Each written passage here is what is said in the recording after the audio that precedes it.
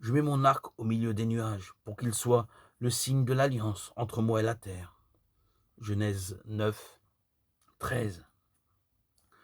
Le mot alliance est apparu dans la Bible avec le récit du déluge, Genèse 6 à 9, en annonçant à Noé qu'il allait le préserver du désastre imminent.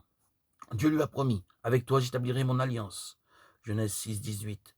Et voilà, le mot était lâché, qui devait devenir le cœur même de la rencontre entre Dieu et l'humanité.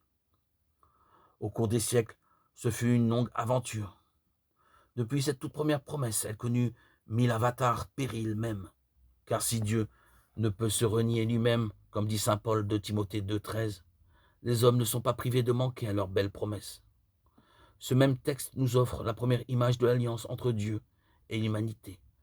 L'arc-en-ciel signe de paix, puisque symboliquement, Dieu a déposé son arme de guerre, l'arc, dans les nuages.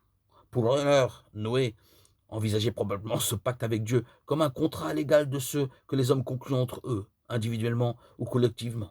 Un engagement réciproque stipulant des devoirs de part et d'autre et prévoyant des sanctions en cas de défaillance. La même conception prévalait encore au moment de la conclusion de l'alliance au Sinaï entre Dieu et son peuple, représenté par Moïse. Le prophète Osée, inspiré par l'Esprit Saint, fit un énorme pas en avant lorsqu'il eut l'audace d'envisager l'alliance non comme un lien juridique, mais comme un lien d'amour paternel et même conjugal.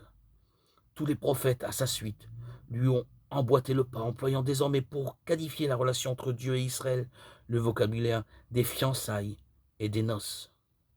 Les noms tendres, la robe nuptiale, la couronne de mariée, la fidélité, tous ces mots que l'on trouve souvent dans le Cantique des Cantiques écrit par Salomon. Et parce que malheureusement, au cours des siècles, Israël fut souvent infidèle, il parle aussi d'adultère pour les manquements à la loi et l'idolâtrie, et de jalousie.